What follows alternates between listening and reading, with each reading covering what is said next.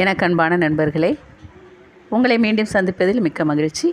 இன்றைக்கு நம்ம பார்க்க போகிற டாபிக் நற்செய்தி பரப்புதல்.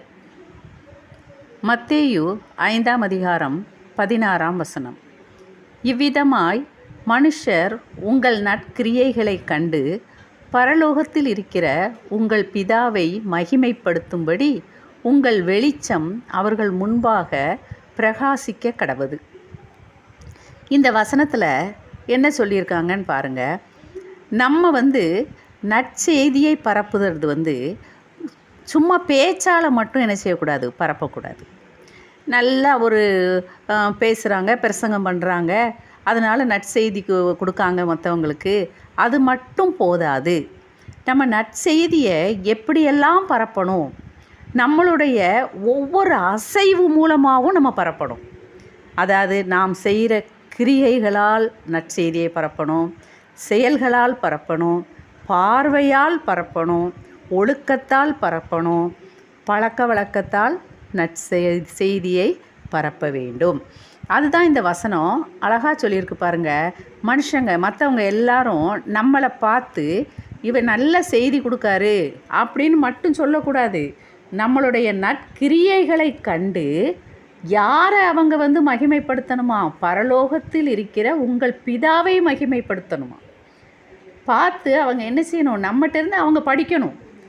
ஒரு டீச்சர் இருக்காங்க அப்படின்னா அந்த டீச்சரோட அசைவுகள், பழக்க வழக்கங்கள் எல்லாமே, நடை உடை பாவனைகள் எல்லாமே அவங்கக்கிட்ட படிக்கிற பிள்ளைங்கக்கிட்ட பிரதிபலிக்கும். கண்டிப்பாக இருக்கும்.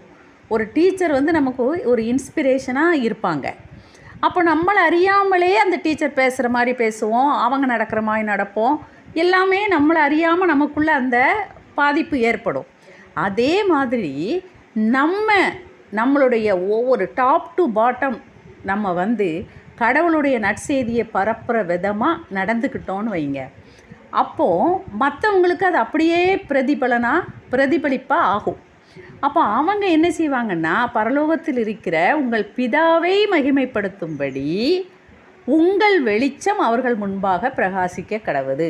நம்மளுடைய வெளிச்சம் அப்படின்னா என்னது? நம்மளுடைய நல்ல செயல்கள், நல்ல கிரியைகள், நல்ல பார்வைகள், நல்ல நடவடிக்கைகள், பழக்க வழக்கங்கள், ஒழுக்கங்கள், அவங்கக்கிட்ட பழகிறது, மனுஷர்கிட்ட நம்ம அன்பாக நடந்து கொள்வது, இந்த மாதிரி நம்ம செய்கிற நல்ல காரியங்கள்னால நம்ம என்ன செய்கிறோம், நம்மளுடைய கடவுளுடைய வெளிச்சத்தை நம்ம மற்றவங்க மீது பரப்புகிறோம்.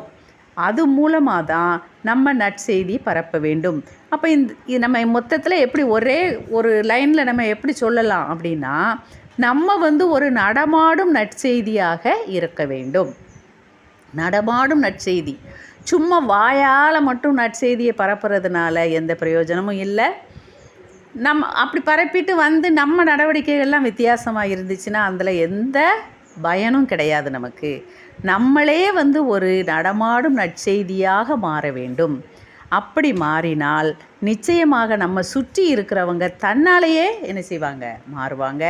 அதனால் கண்டிப்பாக நம்மளை பார்த்து கொண்டிருக்கிற நம்மளுடைய தேவனாகிய கர்த்தர் நிச்சயமாக சந்தோஷப்படுவார், நமக்கு எல்லா ஆசையும் வழங்குவார்.